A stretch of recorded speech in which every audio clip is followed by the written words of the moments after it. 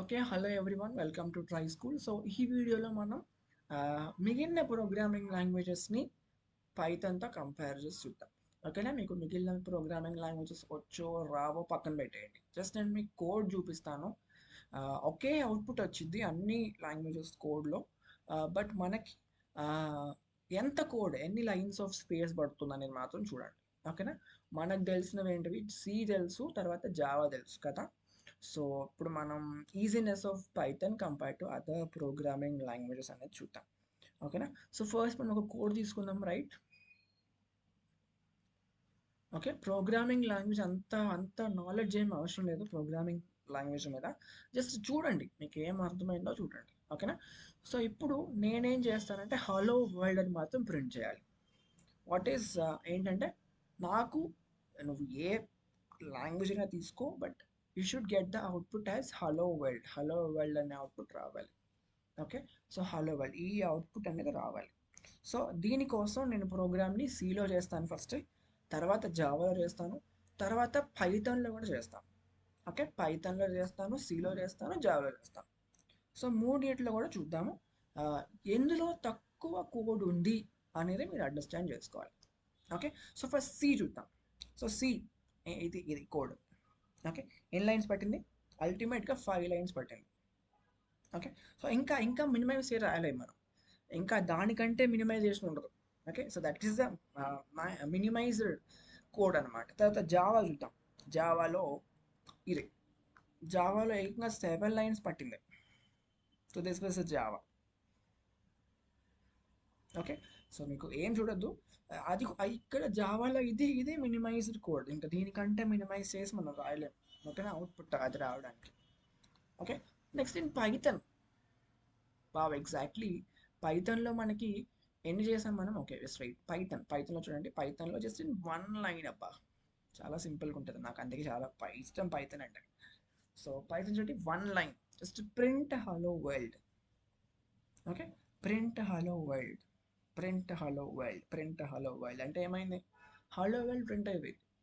So, మనం జావాలో 7 lines చేసాము, సిలో 5 లైన్స్ చేసాము. అంటే ఒక్క హలో వరల్డ్ ప్రింట్ చేయడానికి మనం సిలో 5 లైన్స్ వాడాము. ఒక్క లైన్ ప్రింట్ చేయడానికి జావాలో 7 లైన్స్ వాడాము. అదే పైథాన్లో ఒక్క లైన్ కోసం ఒక్క లైన్ కోడ్ మాత్రమే యూజ్ చేసాం.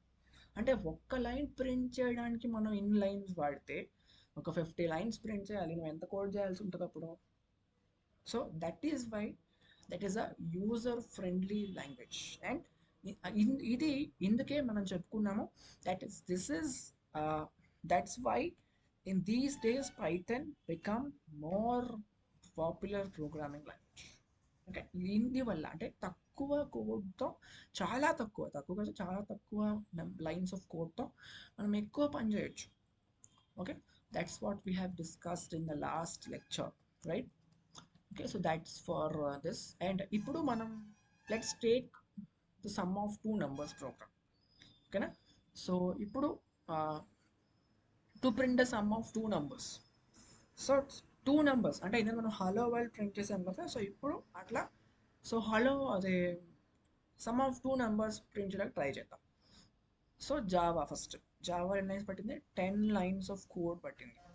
అంతే, ఇంకా దీనికంటే మినిమైజ్ చేసి రాయలేం. తర్వాత సిలో 8 లైన్స్ పట్టింది. 8 లైన్స్. అదే పైథాన్లో can you expect? Not in 1 line, just don't think that 1 line. Okay. It takes out for 3 lines. Just 3 lines, right? అదే జస్ట్ 3 లైన్స్. సో ఇది అంటే తక్కువ, అంటే అది తక్కువ లైన్స్ ఆఫ్ కోడ్తో మనం ఏం చేయొచ్చు? ఎక్కువ పని చేయొచ్చు అనమాట. ఓకే. తక్కువ లైన్స్ ఆఫ్ కోడ్తో we can do the much work as much as we can. Okay. అన్నిటికీ అవుట్పుట్ ఒకటే వస్తుంది. అన్నిటికీ output will get the same. కానీ మనకి ఇక్కడ ఏమవుతుందంటే ఈ becoming easy. Okay. So that is why the python is becoming more popular nowadays, right? So తక్కువ లైన్స్ ఆఫ్ కోడ్తో మనం ఎక్కువ పని చేస్తున్నాం. సో నెక్స్ట్ ఏంటంటే ఇప్పుడు కొంచెం మీకు అర్థం కాకుండా ఉండొచ్చు if you are the beginners. So try to understand, think simple. ఓకేనా? మనం ముందుకు వెళ్ళే కొద్దీ బాగా అర్థమవుతుంది. జస్ట్ మనం where in the beginning, right? Okay, don't think too much think చేయొద్దు, జస్ట్ సింపుల్గా థింక్ చేయండి. ఓకే, సో ఇంకొక అడ్వాంటేజ్ ఏంటంటే మనం వేరియబుల్స్ అనేటువంటివి ఉంటాయి. వేరియబుల్స్ అనేటువంటివి ఉంటాయి. ఆ వేరియబుల్స్ని మనం స్పెషల్గా డిక్లేర్ చేయాల్సిన అవసరం లేదు పైథాన్లో. ఓకే, మనం కొంచెం పైకి వెళ్దాం. సో ఇక్కడ మనం ఏ ఈక్వల్ టు 10 అన్నాం, అంటే డైరెక్ట్ అసైన్ చేసాం, డిక్లేర్ చేయలేదు. తర్వాత బి ఈక్వల్ టు 20 అన్నాం, బి ఈక్వల్ టు ఏమన్నా 20 అనేసి అన్నాం. కానీ ఇక్కడ చూడండి, ఇక్కడ మనం డిక్లేర్ చేసాం, ఇది డిక్లరేషన్ అంటాం. డిక్లేర్ చేసిన తర్వాత ఏం చేసాం? అసైన్ చేసాం, రైట్? అందుకని ఇది పెరిగింది లైన్స్ కదా. మీరు ఇంత జావాలో కూడా చూడొచ్చు, జావా ఇది జావా కోడ్. ఓకే, జావాలో కూడా ఫస్ట్ మనం ఏం చేయాలి? డిక్లేర్ చేయాలి, తర్వాత ఏం చేయాలి? అసైన్ చేయాలి.